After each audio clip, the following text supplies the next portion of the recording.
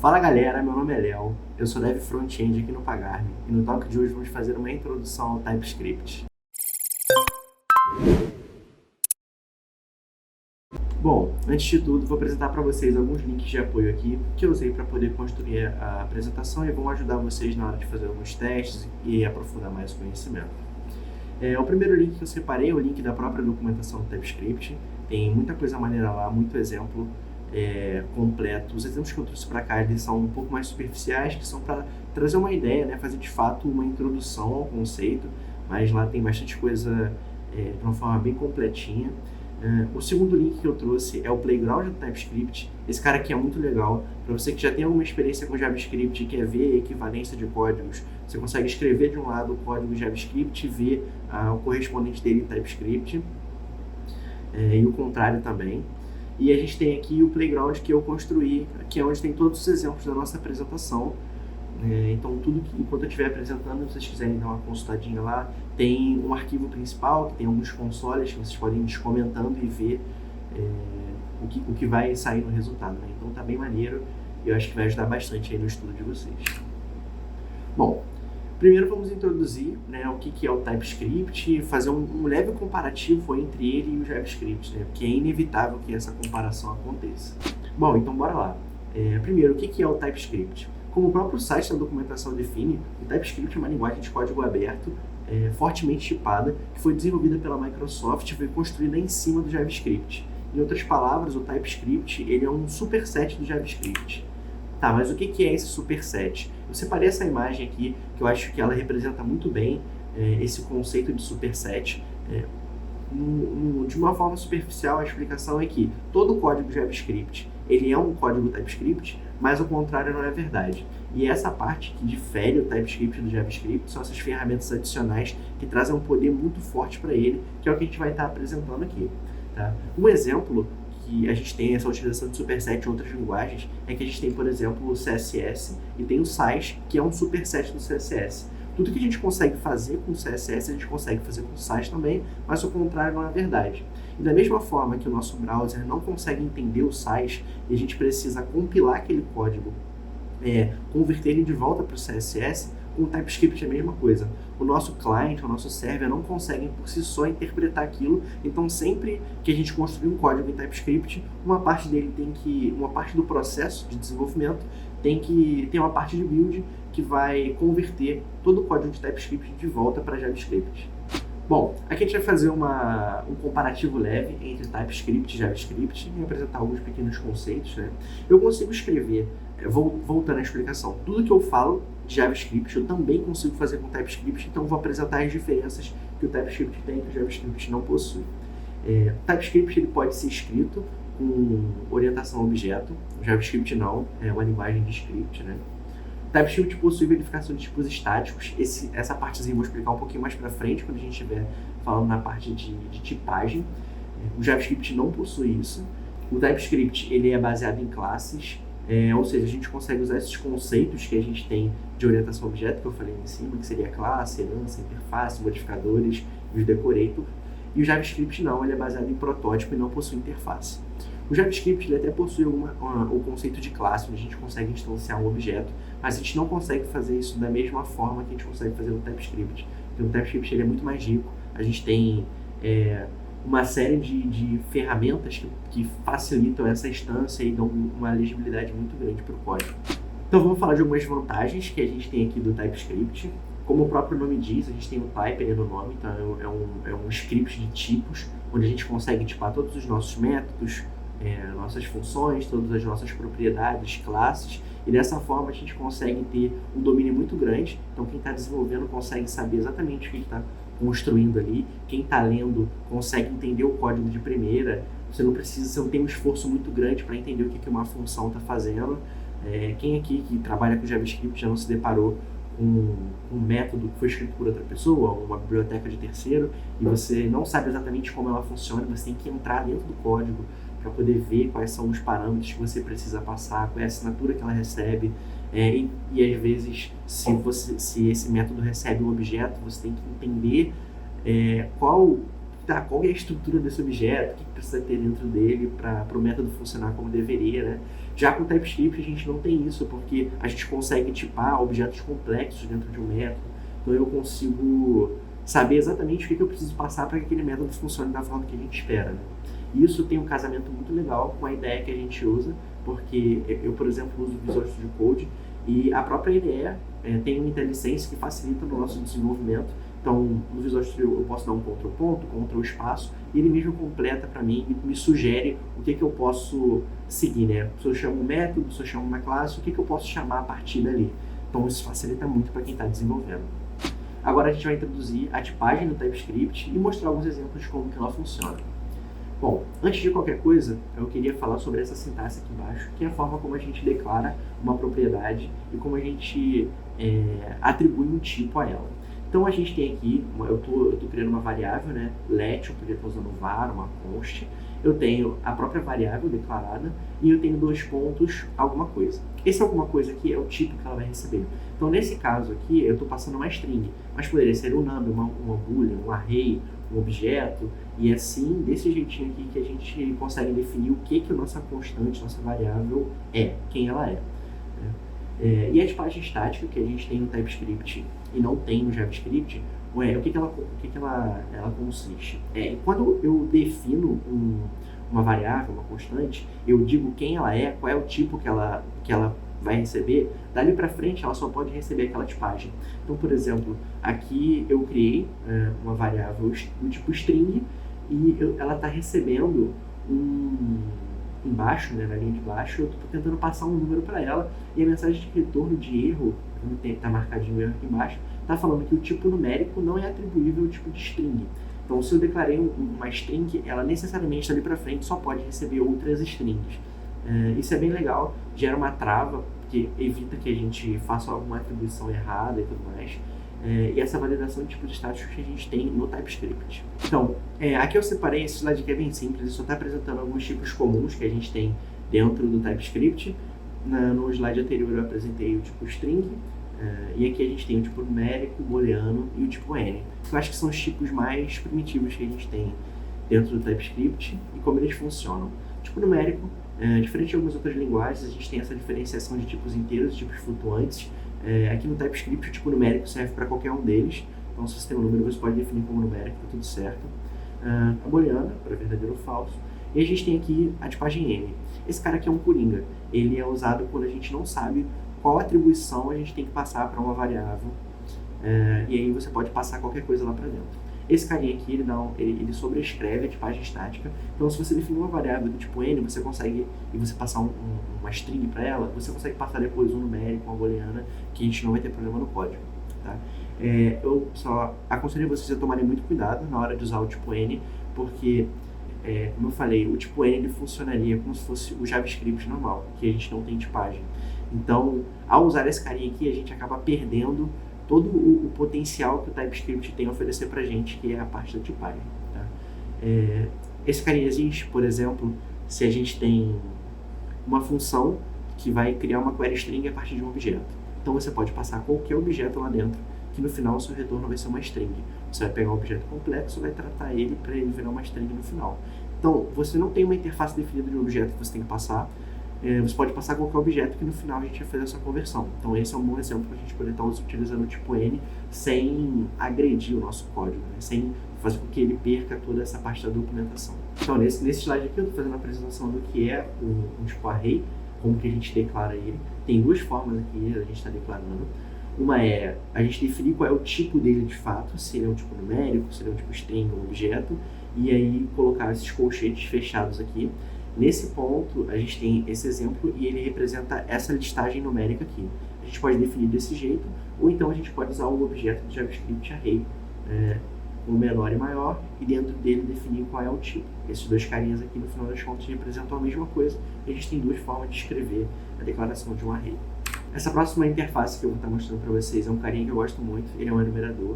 Ele funciona basicamente para a gente poder fazer um mapeamento em ordem, um mapeamento numerável, né? Como é que esse cara funciona? Ele funciona como se fosse uma lista, mas ele tem um mapeamento prévio ali dentro.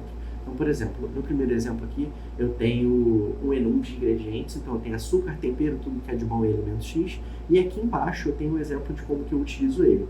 Então, eu não preciso declarar, não preciso instanciar, é só eu usar esse cara. Quando eu dou o ponto, as possibilidades que eu tenho são essas 4 aqui dentro, e elas funcionam ordenadas. Então, o açúcar aqui, o retorno seria 0.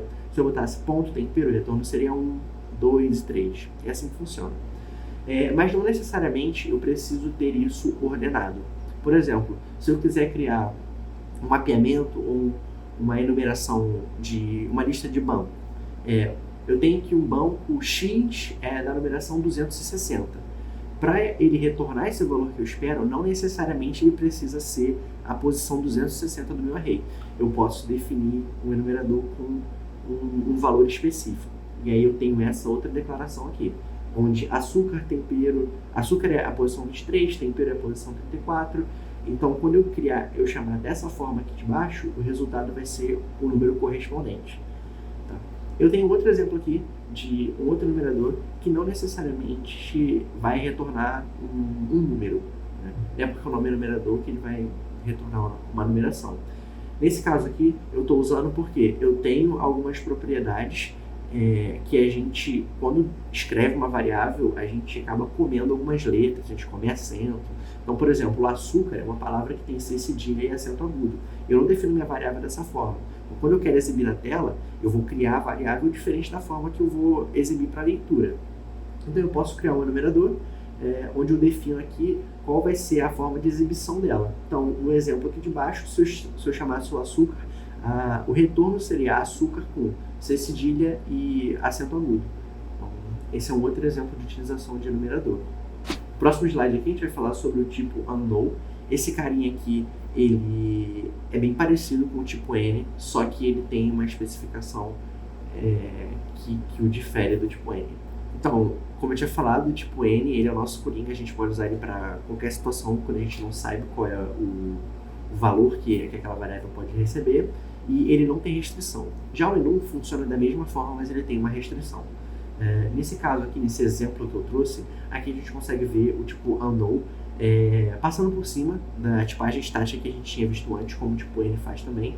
Só que o que restringe, o que difere o unknown do tipo N é que uma variável do tipo unknown, ela só pode ser atribuída a outro tipo unknown. Eu não posso ter uma variável do tipo string e atribuir um unknown a ela.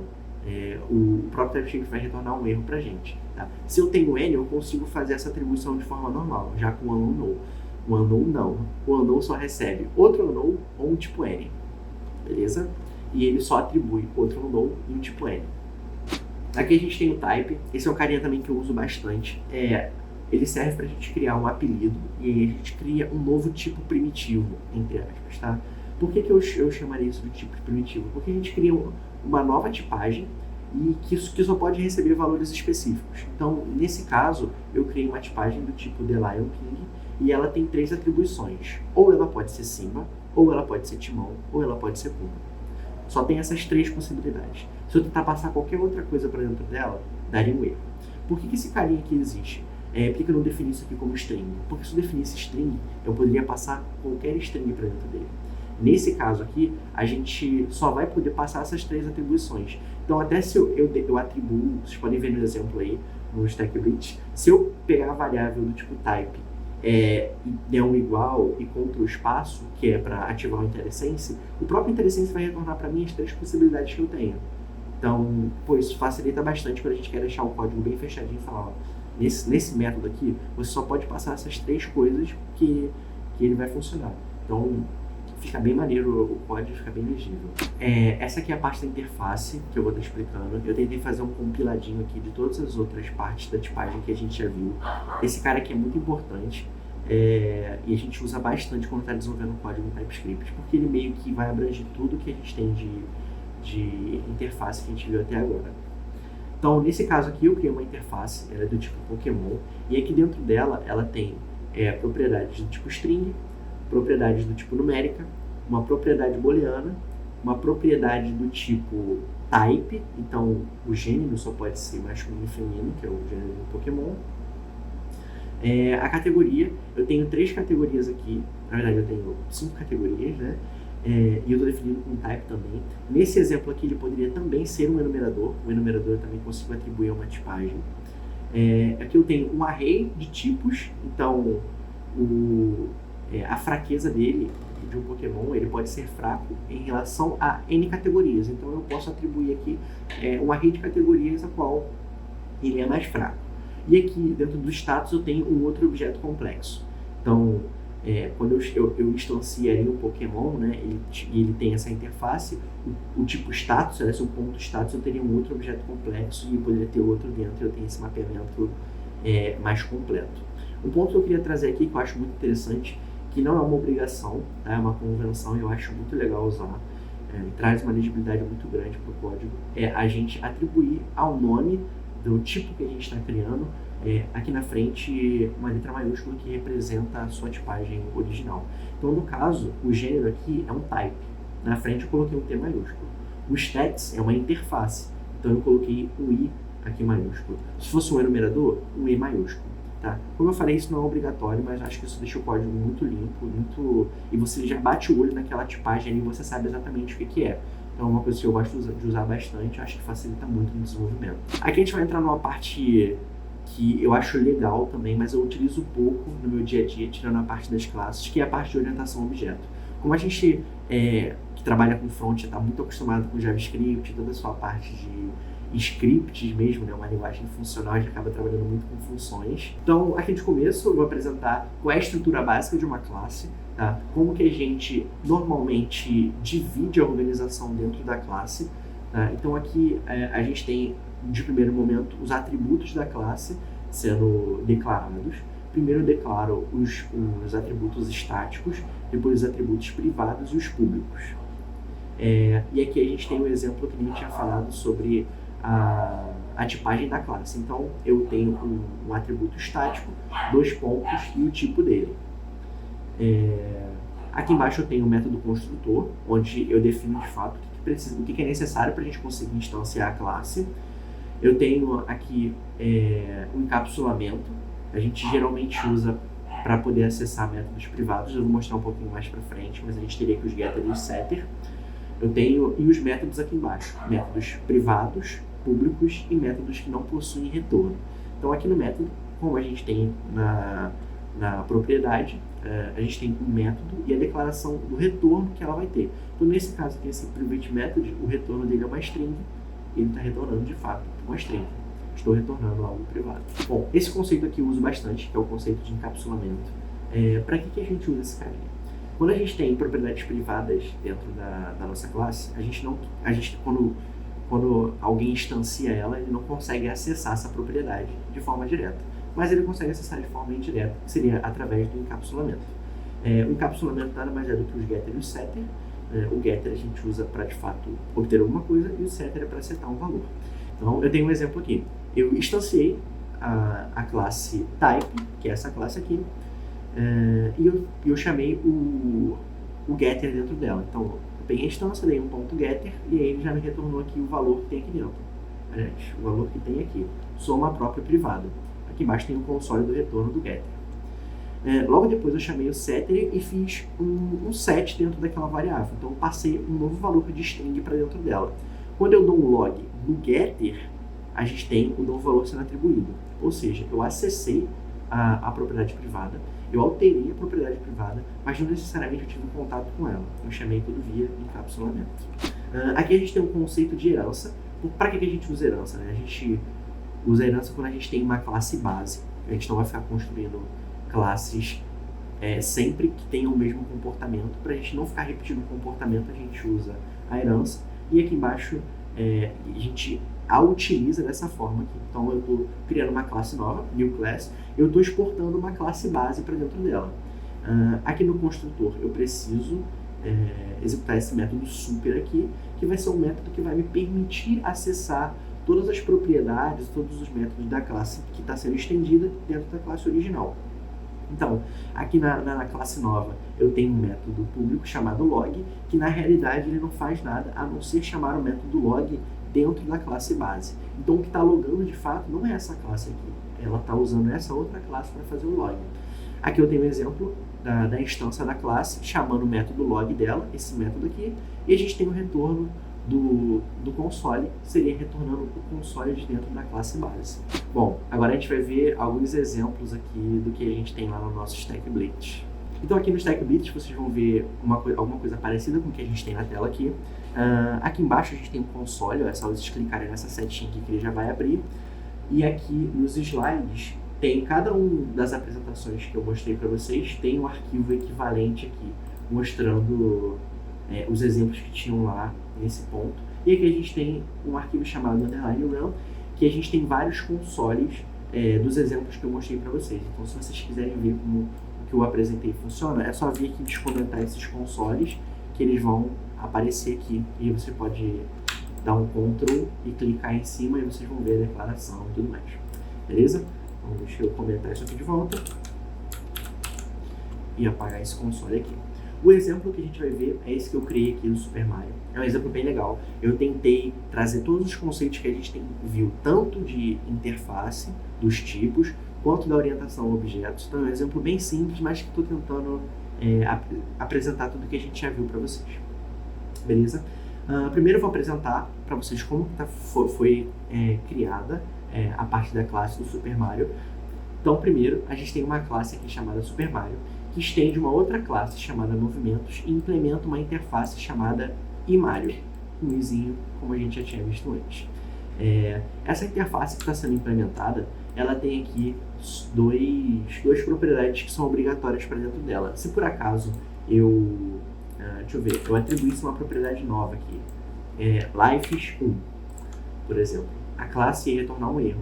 E aqui está falando que a propriedade Life1 não foi encontrada e ela é obrigatória na interface Mario, entendeu? Então, removendo isso daqui, eu tenho que a minha classe, para ela ser uma classe válida, ela precisa ter essas duas propriedades aqui, que são tamanho e quantidade de vidas.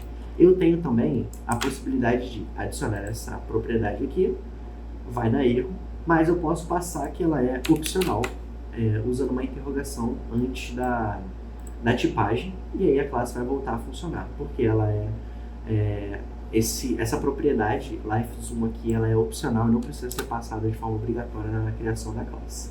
Beleza? Então aqui eu tenho duas propriedades privadas, tamanho e vida, e eu estou acessando elas, ajustar aqui, ó. Eu estou acessando elas e alterando a partir do encapsulamento.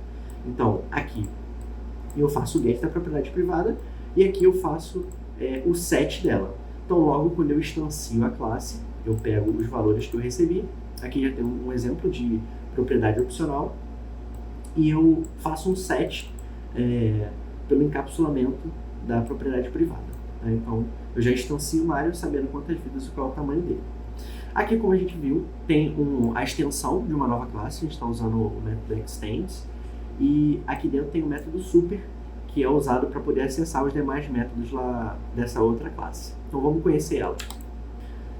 Então, apresentando aqui a classe de movimentos, a gente tem uma classe abstrata de movimentos que possui uma propriedade privada, que é um type. Então, essa propriedade de item aqui, ela tem duas possibilidades, é uma pena e uma capa. Tá? A gente usa esse item para poder instanciar a classe e a gente tem alguns métodos públicos aqui que a gente consegue acessar sem ter que, de fato, instanciar ele dentro da classe principal que a gente está chamando.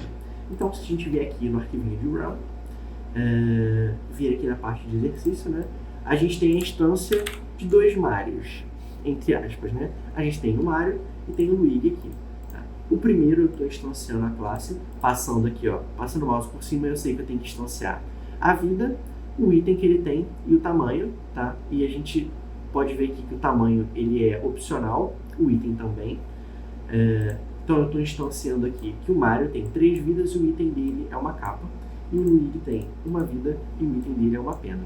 Se por acaso a gente desse um console aqui no método fly, que utiliza os itens aqui para voar, a capa e a pena, a gente teria aqui o Mario tá voando com uma capa, foi instanciado com uma capa, e o Luigi tá voando com uma pena, foi instanciado com uma pena.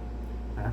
Esse foi um exemplo bem simples, só para a gente conseguir ver de fato como que a gente instancia classes, como que a gente usa os métodos de extensão e como a gente implementa interfaces, como a gente usa as interfaces e como que o código com TypeScript em si consegue trazer uma leitura, uma legibilidade muito grande para o código. Tá? Bom, galera, é isso. Eu espero que vocês tenham gostado. O objetivo dessa classe, o objetivo dessa talk foi realmente trazer uma introdução bem superficial do que era o TypeScript, apresentar conceitos muito básicos de como funcionam as interfaces, como funcionam as classes. Eu espero que vocês tenham gostado. Esse conceito de TypeScript, a linguagem em si, a gente consegue explorar ela muito mais. Então, se vocês quiserem uma parte 2, onde a gente cria de fato um projeto, como que a gente cria um projeto rodando TypeScript, como que a gente aplica testes nele, como que a gente faz o build para o TypeScript virar JavaScript de novo, vocês deixem aí nos comentários. Não deixe de passar no nosso canal, a gente tem uma série de talks aí muito interessantes para vocês poderem ver todo o conteúdo que a galera do Pagar.me aqui tem a oferecer para vocês. E para finalizar, eu tenho uma dica muito maneira para vocês. A gente está com vagas abertas, então o pessoal da produção deixou aqui embaixo na descrição os links das vagas, então vê se não fica de fora dessa, dá uma conferida lá e vem trabalhar com a gente.